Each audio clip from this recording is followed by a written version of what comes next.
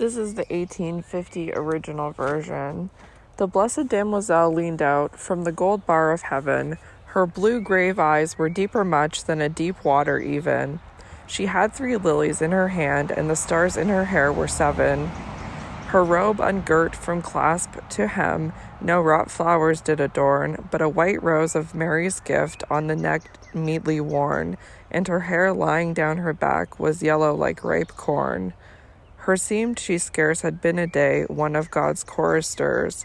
The wonder was not yet quite gone from that still look of hers, albeit to them she left her day had counted as 10 years. To one it is 10 years of years, yet now, here in this place, surely she leaned o'er me, her hair fell all about my face. Nothing, the autumn fall of leaves, the whole year sets apace. It was the terrace of God's house that she was standing on, by God built over the sheer depth in which space is begun, so high that looking downward thence she could scarce see the sun. It lies from heaven across the flood of ether as a bridge, beneath the tides of day and night, with flame and blackness ridge, the void as low as where this earth spins like a fretful midge. But in those tracks with her it was the peace of utter light and silence. For no breeze may stir along the steady flight, O seraphim, no echo there beyond all depth or height. Heard hardly some of her new friends, playing at holy games, spake gentle-mouthed among themselves their virginal chaste names, and the souls mounting up to God went by her like thin flames. And still she bowed herself and stooped into the vast waste calm, till her bosom's pressure must have made the bar she leaned on warm, and the lilies lay as if asleep along her bended arm. From the fixed lull of heaven she saw time like a pulse shake fierce through all the worlds. Her gaze still strove in that steep gulf to pierce the swarm, and then she spake, as when the stars sang in their spheres. I wish that he were come to me, for he will come, she said. Have I not prayed in solemn heaven? On earth has he not prayed? Are not 2 prayers a perfect strength, and shall I feel afraid? When round his head the aureole clings, and he is clothed in white, I'll take his hand and go with him to the deep wells of light, and we will step down as to a stream and bathe there in God's sight. We 2 will stand beside that shrine, occult, withheld, untrod, whose lamps tremble continually with prayer sent up to God, and where each need revealed expects its patient period.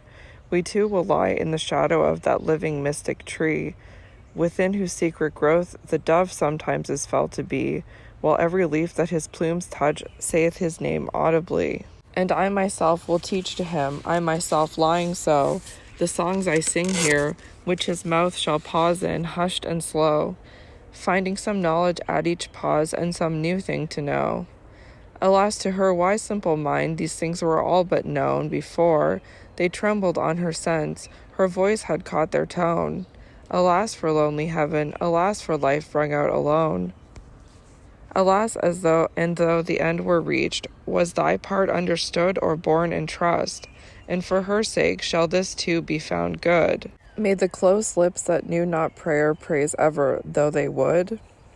We 2, she said, will seek the groves where the Lady Mary is, with her 5 handmaidens, whose names are 5 sweet symphonies, Cicely, Gertrude, Magdalene, Margaret, and Rosalys.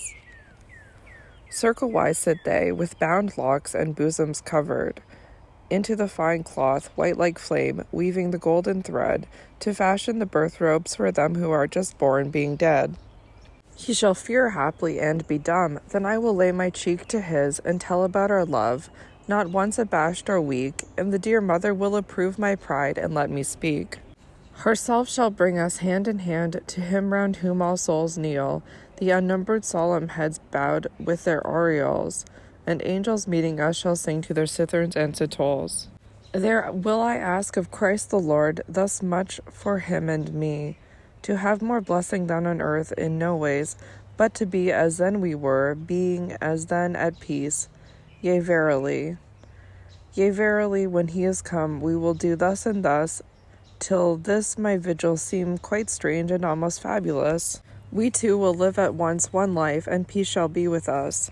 She gazed and listened and then said, less sad of speech than mild, all this is when he comes. She ceased. The light thrilled past her, filled with angels in strong level laps. Her eyes prayed and she smiled. I saw her smile, but soon their flight was vague mid the poised spheres, and then she cast her arms along the golden barriers and laid her face between her hands and wept. I heard her tears.